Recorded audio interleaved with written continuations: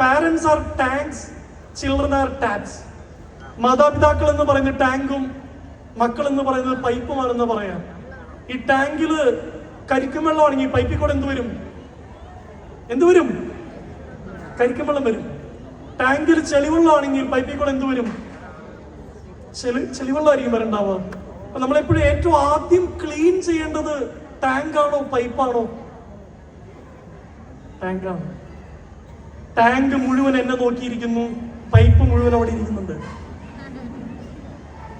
ഇന്ന് പോയിട്ട് ഇന്ന് തുടങ്ങി നല്ലൊരു ബ്രഷൊക്കെ എടുത്തിട്ട് ഹൃദയം എന്നൊരു സാധനം ഒന്ന് ക്ലീൻ ആക്കാം.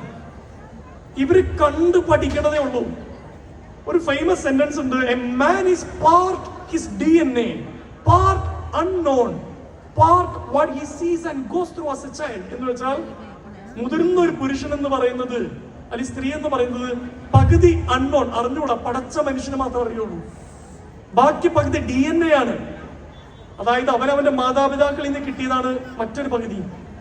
പിന്നെയുള്ളത് വാട്ട് ഹി സീസ് and goes through as A child. ഒരു കുട്ടി എന്ന നിലയിൽ നമുക്ക് കടന്നു പോകുന്ന കാഴ്ചകളാണ്. ഇതിനകത്ത് പടച്ചന്റെ റോള് നമുക്ക് ഡീൽ ചെയ്യാൻ നമ്മുടെ കയ്യിലില്ല. ദൈവത്തിന്റെ കാര്യം ദൈവത്തിന് മാത്രമേ അറിയുള്ളൂ, എങ്ങനെയാണ് ഈ കുട്ടിയെ സൃഷ്ടിച്ചതെന്ന്.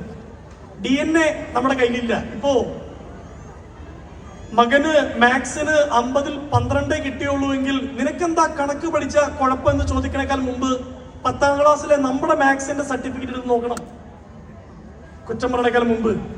അപ്പൊ നമുക്ക് 50-ൽ 13 ഉള്ളൂവെങ്കിൽ നെഞ്ചത്ത് കൈവച്ചിട്ട് പറയണം, എന്റെ കുഞ്ഞ്, എന്റെ കുഞ്ഞ്, എന്റെ കുഞ്ഞ്. നിങ്ങളുടെ മകൻ നല്ല പോലെ പാട്ട് പാടുന്നുണ്ടാവായിരിക്കാം, കാരണം നിങ്ങൾ പാടുന്ന ഒരാളായിരിക്കാം. പറയണം, എന്റെ കുഞ്ഞ്, എന്റെ കുഞ്ഞ്. അവൻ ക്ലാസ്സിൽ തെറി പറഞ്ഞതിന് ടീച്ചർ വീട്ടിൽ നിന്ന് വിളിപ്പിച്ചു. സ്വയം ചോദിക്കണം, വീട്ടിൽ ഞാനും അവളും സംസാരിക്കുമ്പോ തെറികൾ പറയാറുണ്ടോ? അങ്ങനെ ഉണ്ടെങ്കിൽ എന്റെ തെറി കാരണം, എന്റെ തെറി കാരണം, എന്റെ തെറി കാരണം. ഈ ഇരിക്കുന്ന പിള്ളേര് പാവങ്ങളാണ്. നിങ്ങളുടെ ലോകത്തിൽ അവർ വന്നു വീണു. അവരുടെ ഡിസിഷൻ ആയിരുന്നില്ല ഈ ഭൂമിയിൽ ജന്മം എടുക്കണമെന്നുള്ളത്, നിങ്ങളുടെ ഡിസിഷൻ ആയിരുന്നു. അപ്പൊ നിങ്ങൾക്ക് തന്നെയാണ് ഉത്തരവാദിത്വം.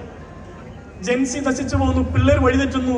ന്യൂ ജനറേഷൻ, ആരാ ന്യൂ ജനറേഷൻ ഉണ്ടാക്കിയത്? ഓൾ ജനറേഷൻ അല്ലേ? So you have A greater responsibility.